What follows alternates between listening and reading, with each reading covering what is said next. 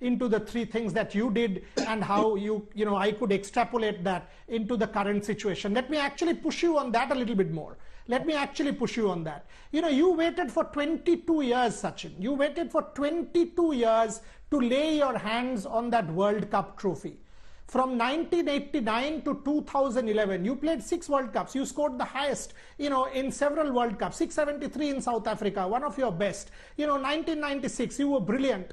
1999, despite your father's demise, you went back and played for India. But even then, God was testing you. And you finally got your hand on that trophy in 2011, 22 years later. All of us are getting impatient because the wait for the vaccine is proving to be long. Maybe end of the year, maybe early next year, but it's still what, some months, now 4 months, 6 months. Can you tell us about this patience that you had to wait for 22 years? And each of us mortals can actually do a service to this country by waiting these few months with patience for that vaccine, because eventually this has to go. Yes, Boria, I think in my case, I can say that I never lost hope. And I had belief that some stage I will lift the trophy. I think it's a great combination. And today, we all are hoping that the vaccine is out soon, and the doctors and the researchers, they believe that they can do it. So I think this combination is going to produce some positive results, which is what I feel. One thing I feel sad about is the COVID warriors. It's a big team. You take the researchers, you take the doctors, nurses, policemen, firemen, everybody. I mean, I will end up forgetting quite a few people, but I truly respect what they are doing for our country and the rest of the part of the world. And I think we cannot be pointing fingers at them.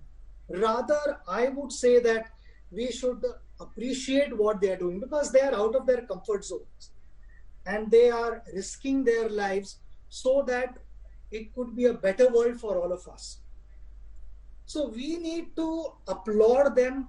We need to appreciate. And I feel where there is appreciation, the rest follows. Appreciation amplifies the output. So we need to appreciate them.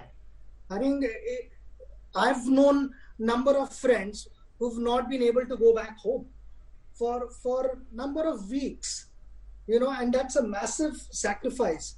We should appreciate that. It's not about now I'm losing patience for how long to wait. It's not about an individual. We as a team have to come together, and there are weak moments. There are weak moments for everyone. So in those weak moments, it is important for the friends, family members, people who are really close to you, are guiding you, to understand that. And if you are sinking, then pull you out of that pit. I think that is really important. You can't just sit back and watch. Just to give you my example, in 2007, the team was going through a terrible phase, and we didn't qualify in the World Cup, which was a huge setback for me. And I felt terribly disappointed, to the extent where I wanted to retire. So at that time, I had my brother Ajit, my friends.